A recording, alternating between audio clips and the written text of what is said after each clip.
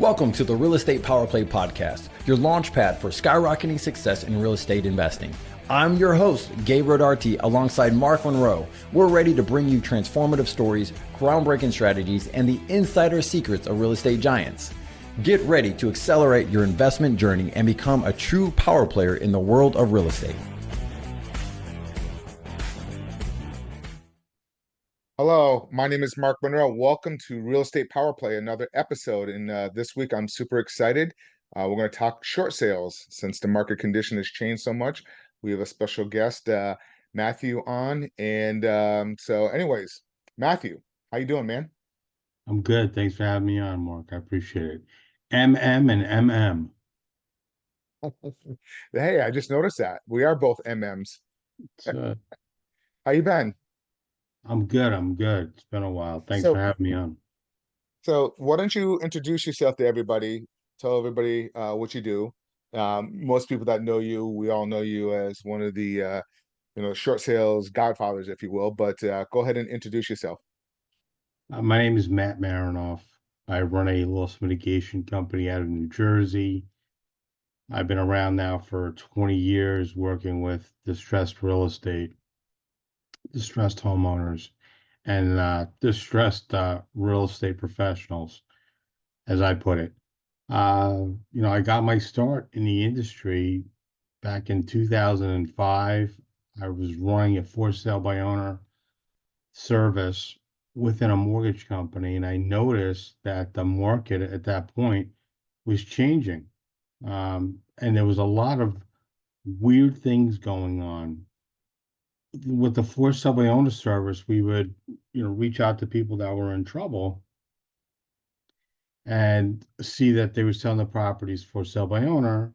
And then I would talk to them casually on the telephone, ask if it'd be okay just to come by, take a look at the property, introduce myself, leave some information behind, and, kind of got like the lay of the land, see what's going on.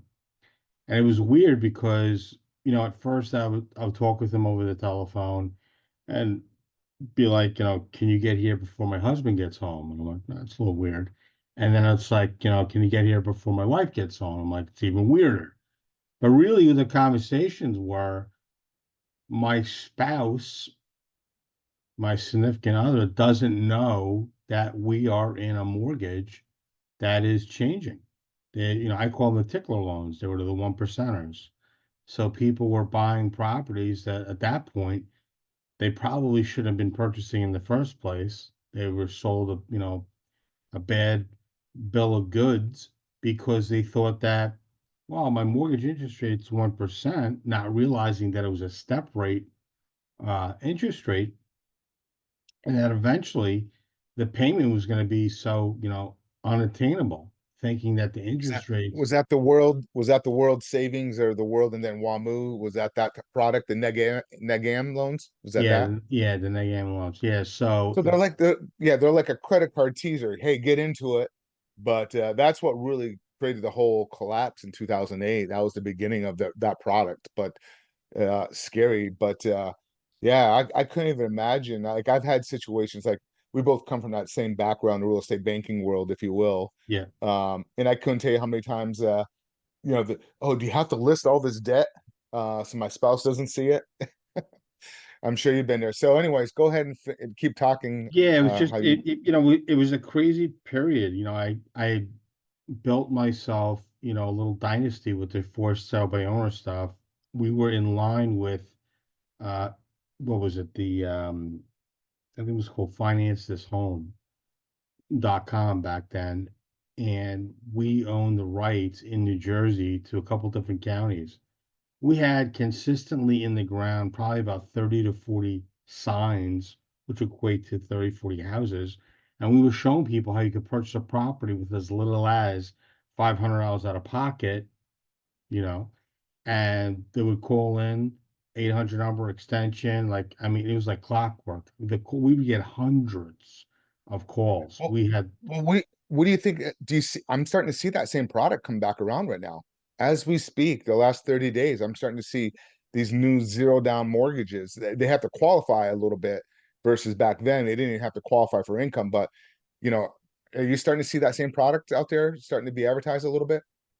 I haven't seen that product, but what I have seen now is, I don't want to say it's a scam because I don't know enough about it yet. But what I am seeing, this is my second time seeing a company where they give a homeowner a loan and then they lock him into a 40-year listing contract, and they list the they, if they ever list or sell the house, they're getting Yeah, paid it is. commission. In Florida, the attorney general came down hard on companies like that.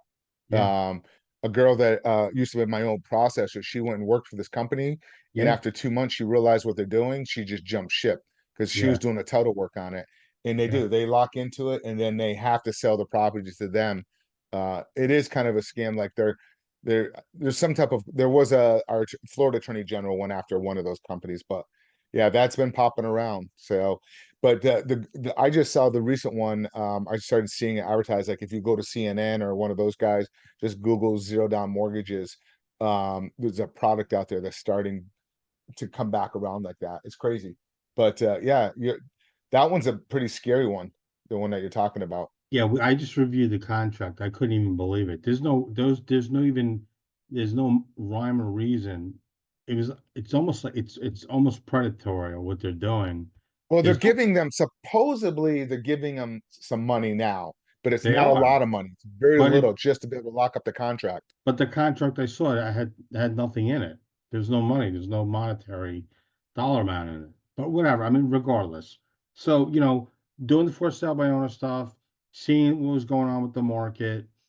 Then I took one of those classes, buy a house for as little as $10 out of pocket way back when. And I took the class, ran through it, made sense. I have collection experience, 100 years ago.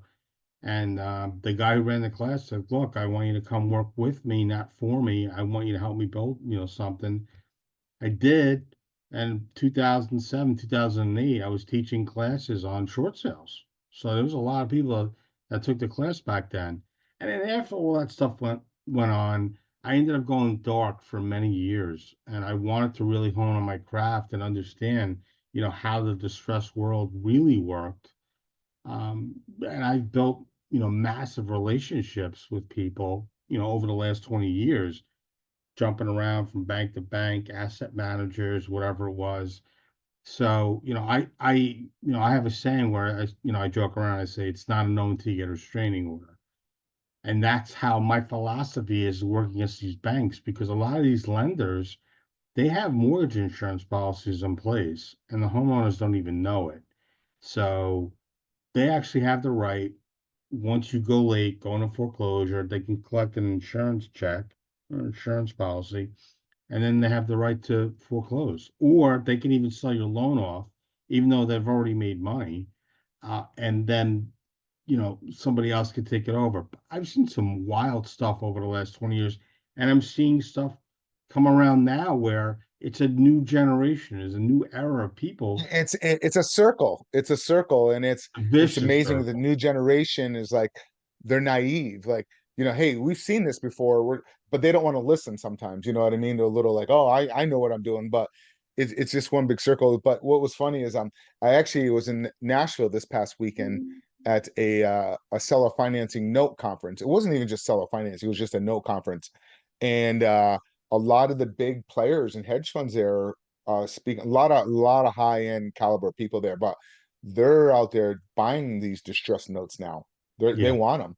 They're buying them like for about 50 cents on the dollar right now. And yeah, because the banks, they have to get these off the books because you know there was a bill there, and I don't know if it went back in place, but after the financial crisis, they had to have these banks, every time they had one bad dollar, they had to have like $3 on put on reserves. And I don't know if it's exactly like that. I think one of the presidents might have signed a bill because of the COVID. And I thought it was supposed to go back, but I don't know if it's been put back in place yet. But anyways, do you mind if we dive in a little bit and talk go short ahead, man. sales a Let's little bit do it. more Let's about do it. you know, so why would a bank do a short sale? Why would they want to do that? Why wouldn't they just want to go through the foreclosure process? So the foreclosure process in some areas can be very grueling. New York's probably one of the worst. Actually, New York and Florida. I've seen people be in foreclosure for 15 years and then not foreclose on the house. New Did York you say right New now, York and did you say New York and Florida? yeah, the longest that I've seen it were in New York and also in Florida, where properties, stayed in foreclosure for, 15 years.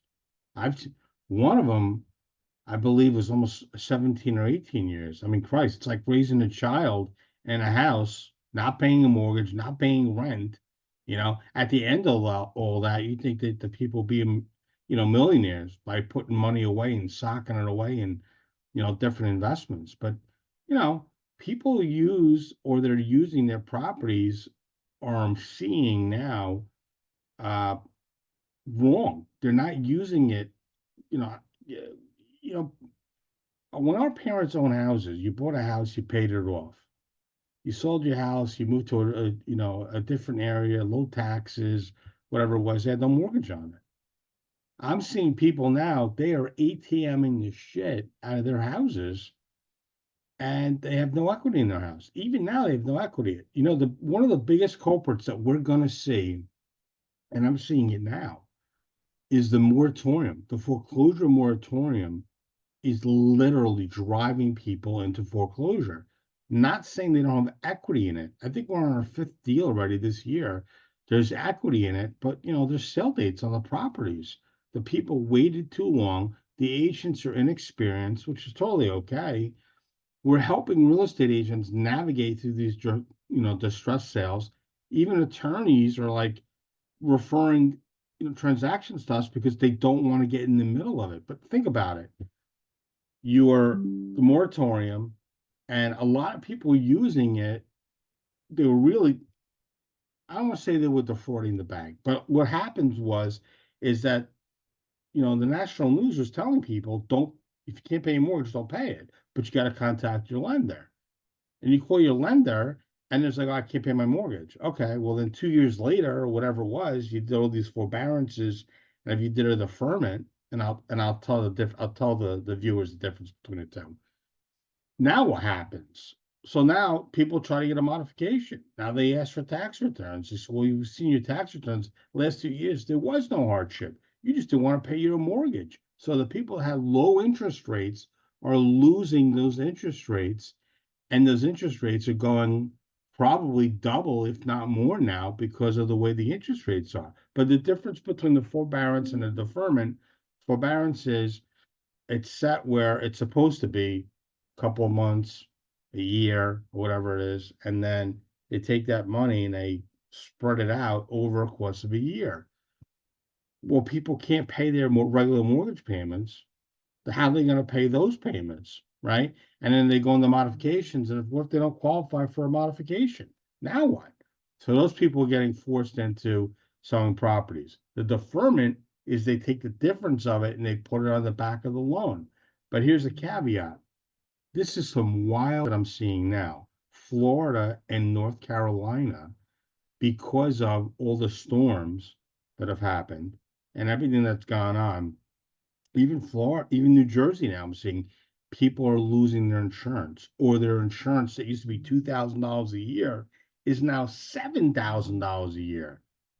So, okay, so there you go. So between the insurance going up, the moratorium, I'm seeing more people fall into where and in overpaying for the property. So there's three reasons why people are running into foreclosure: because of the environment, because of whatever reason not paying, and because of COVID pricing just surging, the home pricing, and then the people losing jobs, or the insurance is going up, can't afford their houses.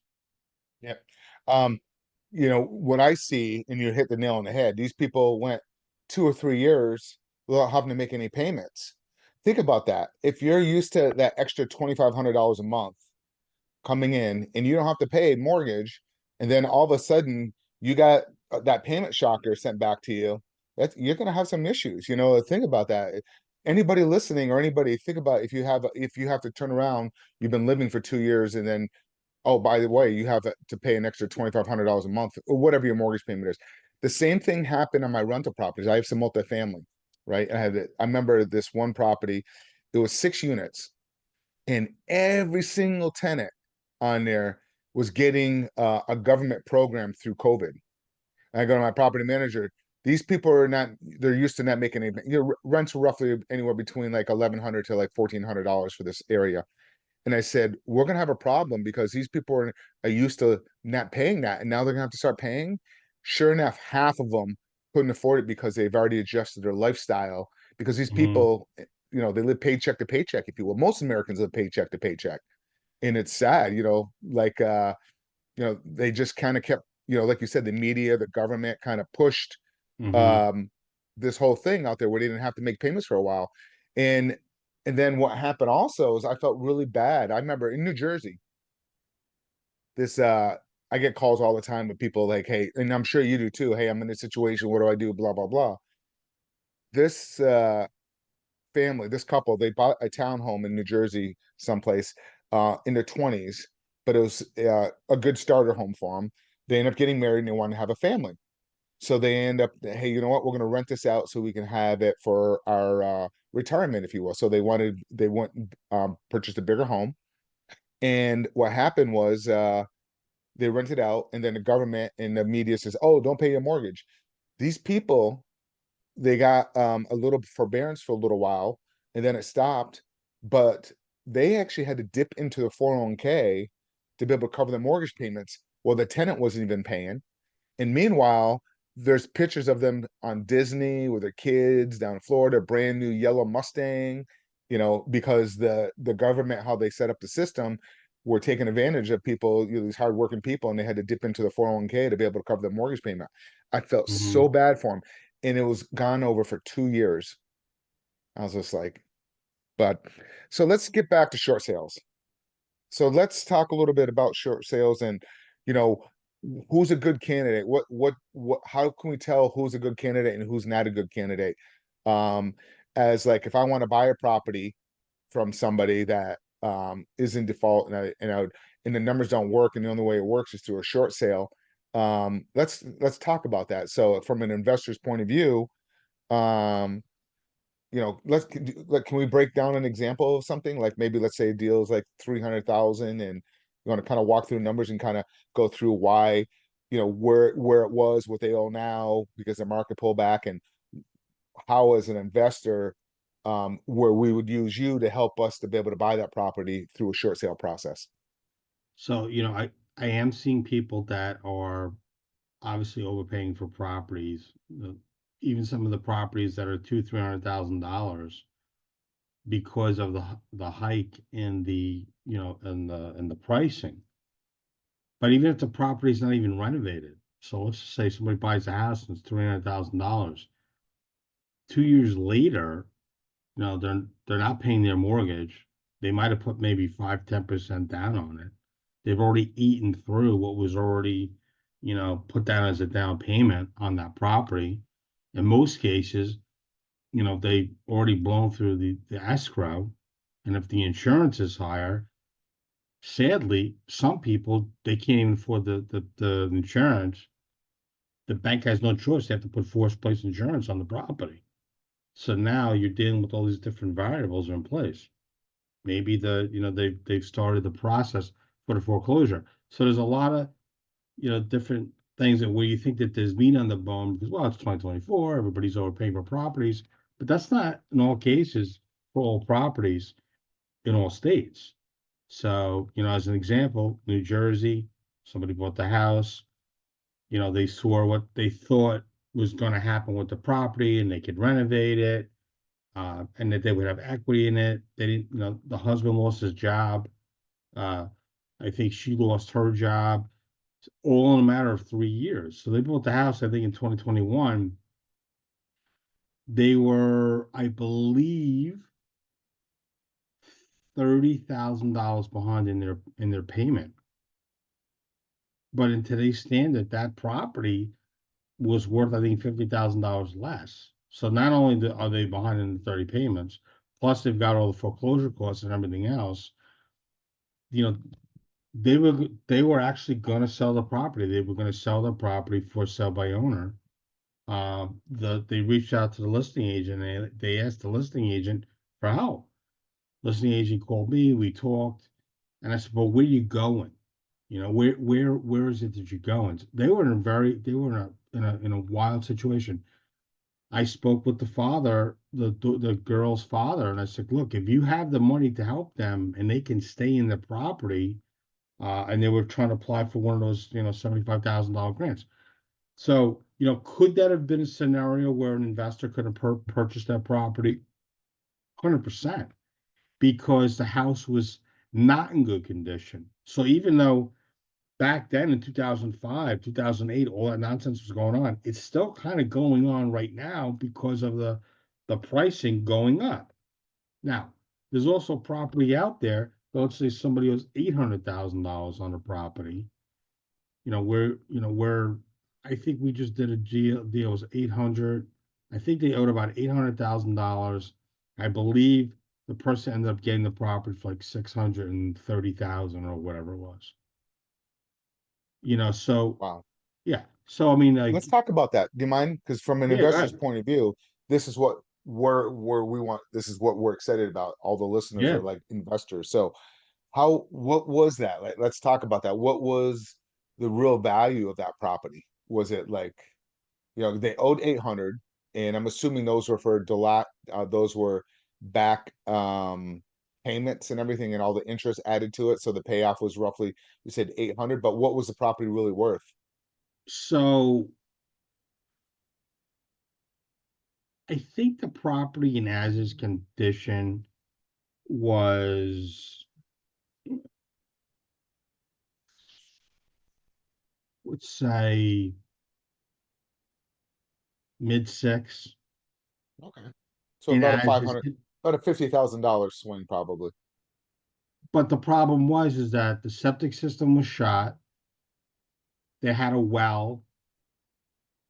I don't know the actual issues with the property. I know they had a massive termite issue with the property as well.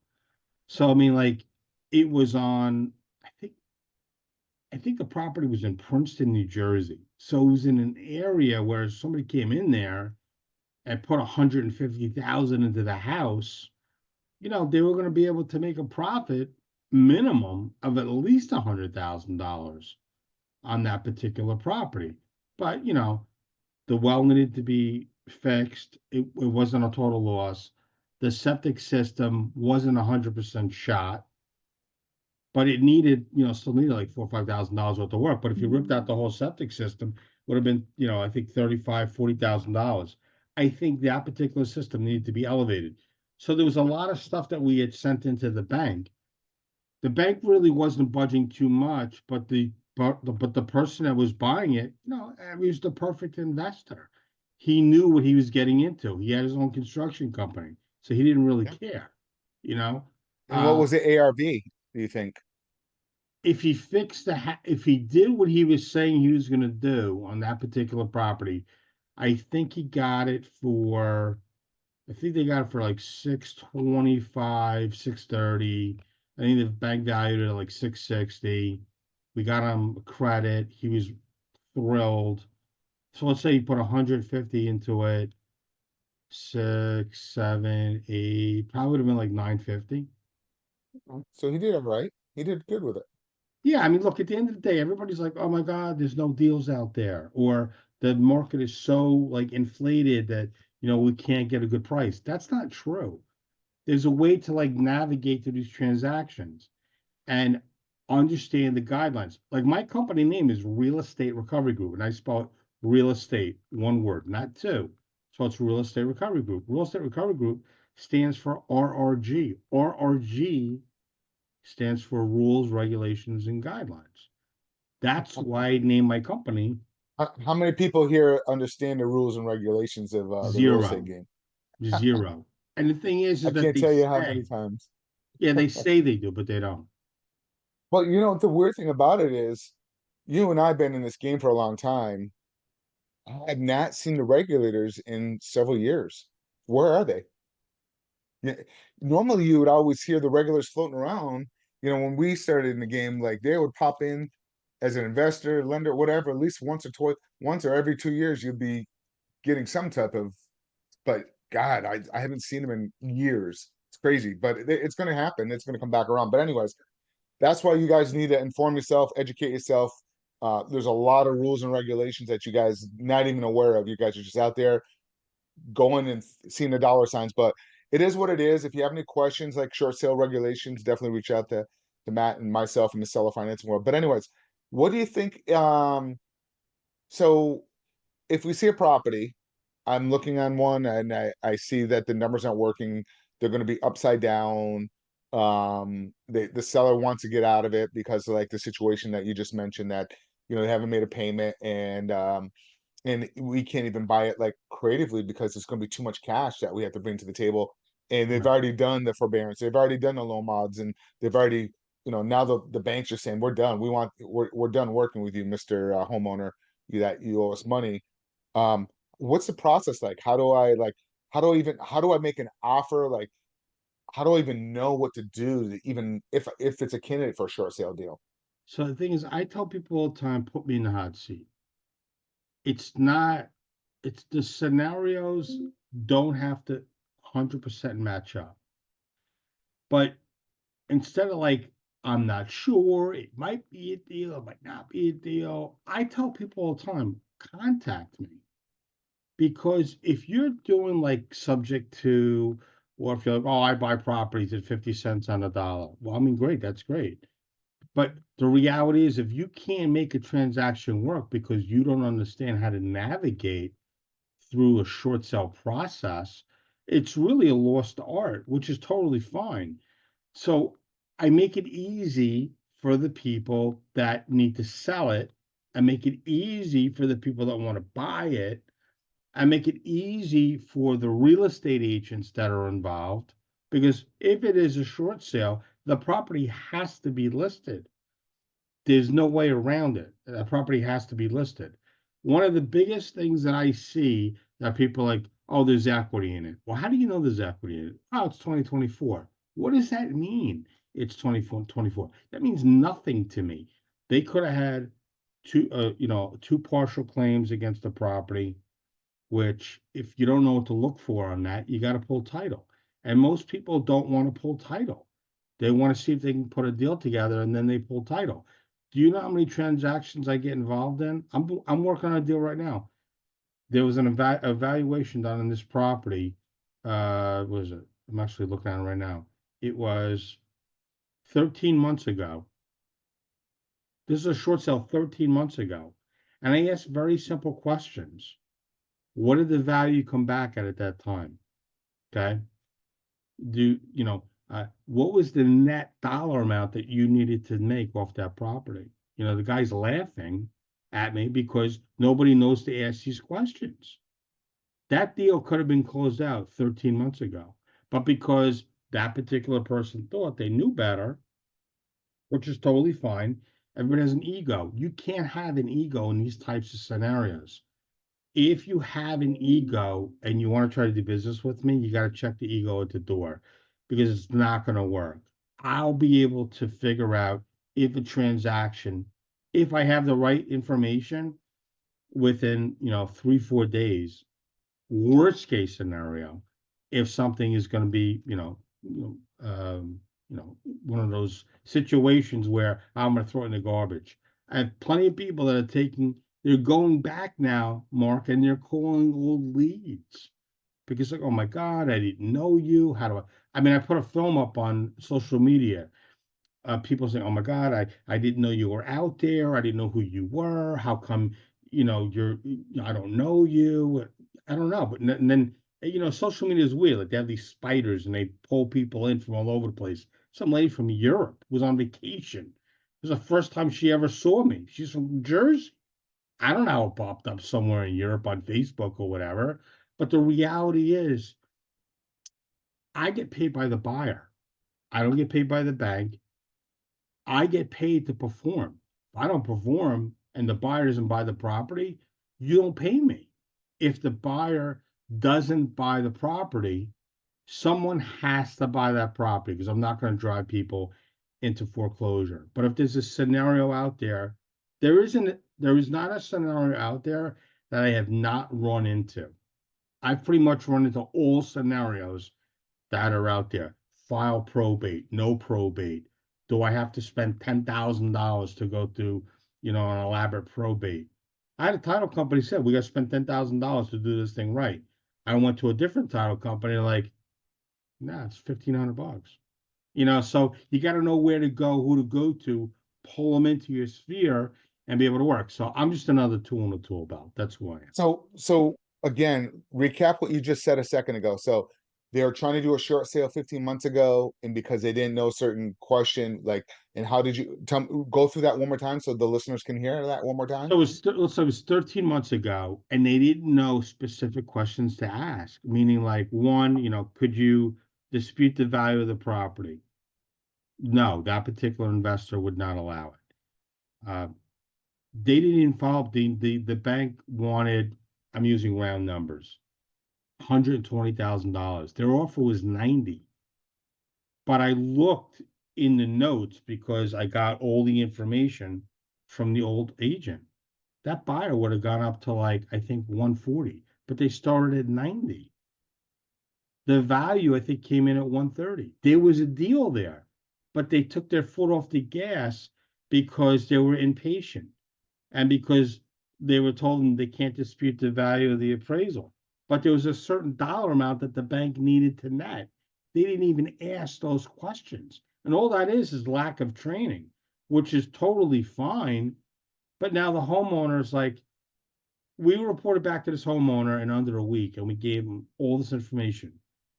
The woman is crying on the phone. Oh my God. She's like, this is ridiculous. I could have got rid of this a year ago.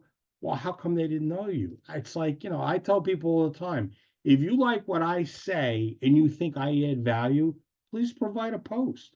Put So something on let me social ask you a media. question on that. Like, so the buyer offered 90,000, Yeah. you're saying, okay, but but they owed 130 at the time, you're saying, correct? No, they owed more than that. They owed about, I think, 225,000. Oh, so the bank would have taken 130, you're saying. Yeah. And how do you determine on what the bank needs to net? How do you determine that? I asked the bank, what do you guys need Got to it. net? Okay. That's it. Now let me ask you a question. Let's part of a short sale that the lender can the seller walk away with some cash? So when it's a short sale, let me say it this way. If it's a reverse short sale, there's nothing wrong with if there's an estate. You physically, you can give the estate something, right?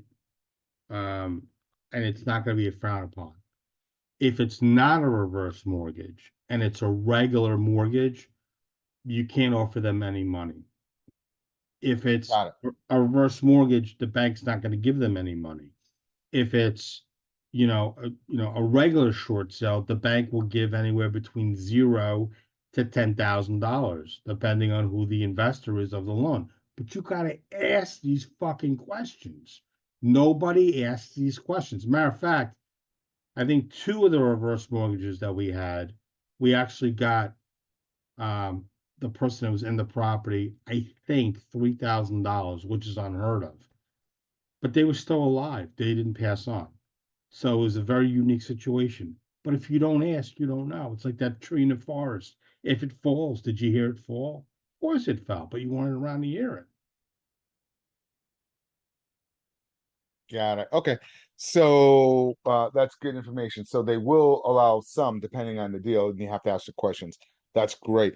Now let's how does the first lender, or say there's a first mortgage and a second mortgage and you're trying to do a short sale, Yeah. does the first mortgage company care about the second position to try to make the deal work? Like, hey, we got to try to make this deal work. It's not going to work. Talk about that a little bit. Yeah, typically they only get 10% of what they're owed, right? So let's And say they who offer who gets 10% of what they're owed? the second. Sometimes it's 6%. They have to be okay with it. Sometimes the second one's like, no, I don't want to do I won't do it. In some scenarios, you even have to go to the SEC and say, hey, can I buy out your position? And then you deal whatever you got to deal Why with. would you do that? Why would you want to buy out that position? If you can make the deal work for whatever reason, if you can make the deal work, I don't advise doing it. But let's say they're owed, let's say $10,000, and they're like, no, I won't take it. I want $15,000 or whatever it is. Okay, well, I can't show $15,000 on the HUD. What if can I buy out your position? Can I purchase the loan and get the collateral? Yes, you can. Uh, and then you buy it, and Okay. then you So and that then makes sense if you're getting deep enough discount to do something like that. yeah.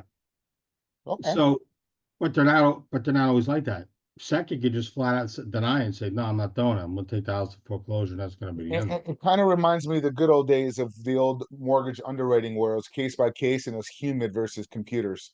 Remember those days? Yeah, yeah. And the other thing is that sometimes like some of these loans, they say, oh, the loan's been taken care of, it's wiped away or whatever. It's a silent second or whatever. They said, oh, don't worry about it. Uh, you know, it's non-existent anymore. Then 10 years later, all of a sudden, now it's existing.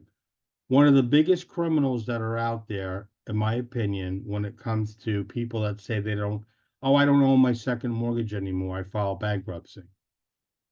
What do you mean? What do you mean file bankruptcy? Of course you own it. You still own it. It's still attached to the house. No, my bankruptcy attorney said it's gone. How's it gone? Still attached to your property. Well, they said the debt's gone. I'm like, your financial obligation is gone. The first mortgage, your financial obligation is gone. Now, I'm not a bankruptcy attorney. I'm not an attorney. I don't play one on TV or any of that nonsense. I'm not gonna go down that rabbit hole where people are like, oh, I'm not financially responsible. Or the best is, and I've already had two people already this year in 2024. I filed bankruptcy. The mortgages are gone off my house. I own my house clear and free. What? People think in the back of their head, or they file a bankruptcy and they're like, oh, it's gone. I don't have to worry about it. That house is still in your name until the deed transfers. So if God forbid somebody gets hurt in that house, and those are some of the leads that I have people coming across. So I teach people how to go after stuff also too. And You mentioned earlier yeah, about, like long foreclosures. I know somebody um that has not paid his mortgage since 2008. Still there I believe it. because the lender, whatever it was, there's some type of something fraudulent or something in there, but he can live there until they sell that property. When he sells the property, then it needs to be paid off. But he can live there without having to pay any payments. I never heard of that before, but that's Yeah, pretty wild. yeah. Are you saying that they lost the collateral paperwork? Somehow, yeah, they lost something where the judge ruled that he doesn't have to make any payments, but the lender, when they decide to sell that property, whenever down the road, when it's older or passes or whatever, then at that time that debt gets paid off without all the accruing interest over the time. I will say one thing, and I hope this helps at least one person. This whole thing that we're talking about, one thing.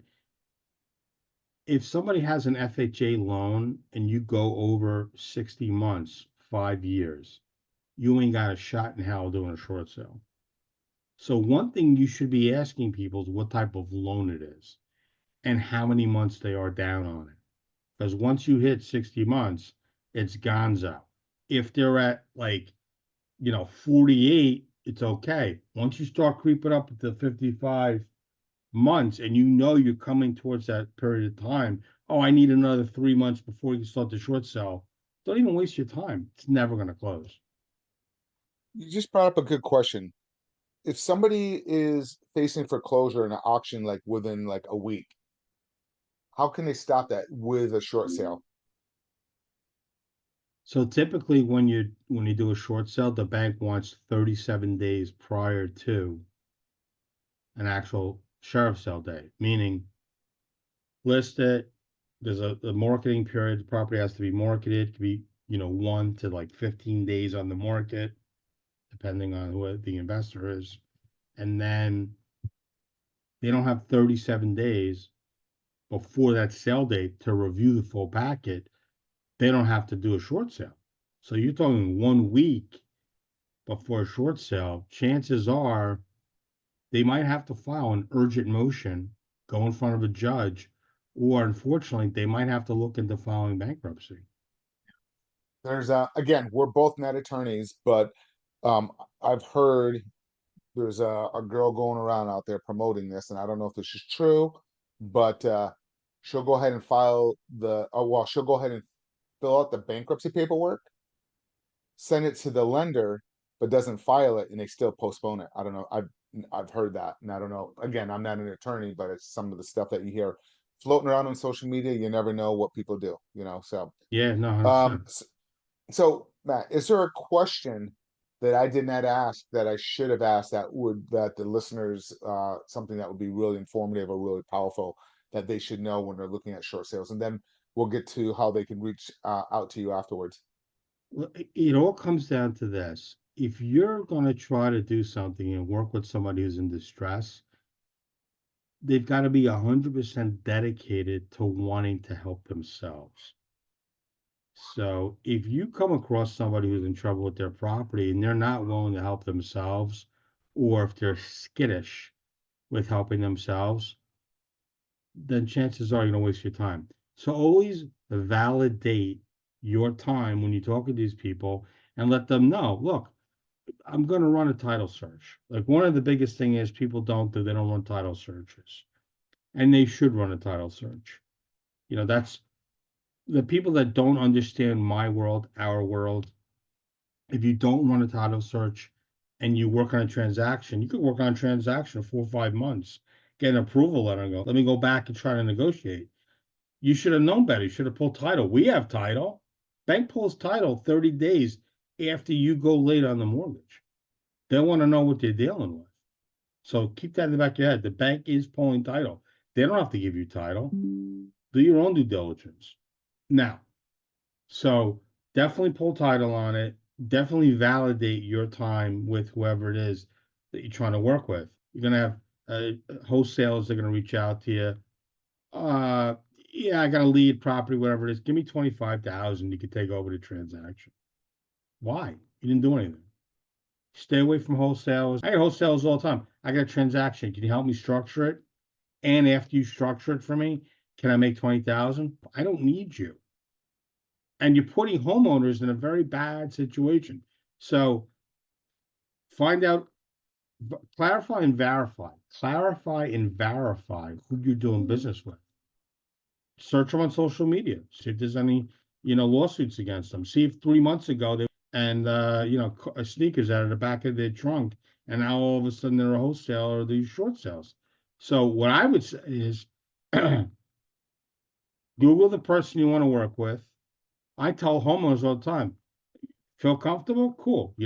That's cool too. Google me. That's why MatthewMarenoff.com was put in place. That's all my social media on there. Right? So Google the person. You're definitely going to make sure that the person, the seller wants to work with you. Get authorization so you can find out what's going on, right?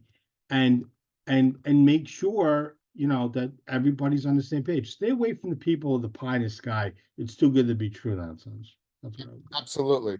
So again, how can people reach you? Right there. Repeat it one more time for those listeners. So the best thing to do, I could give you a million different websites and sayings or whatever, but the best way to reach me is MatthewMarenoff.com. It's MatTthew. My last name is Marenoff, which is Merenoff, as in Frank.com.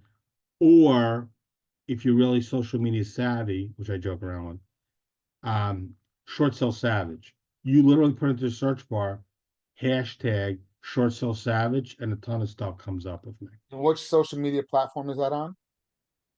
If you put hashtag Short Sale Savage, you'll see LinkedIn, you'll see Awesome. Instagram, Awesome. Facebook, all that stuff. I actually have a book. If you go to Amazon, you either put my name in or you put Short Sale Savage in, you'll see my book pop up. That's awesome. Congratulations. So also people listening, we will if you're listening to this, you can also just pull his name up below in the title, and you'll be able to just search his name that way and type in short sales as well. All the information will come up. But anyways, Matthew, it has been great having you on our podcast. Stick around for 1 second as we close this out. For you guys listening, please like, share. If you have any questions, reach out to us. If you're listening to us on any of the social media, YouTube, please subscribe, like, and if there's anything that you need that you would like us to talk about on other podcast episodes, please reach out. Thank you guys so much, and be safe.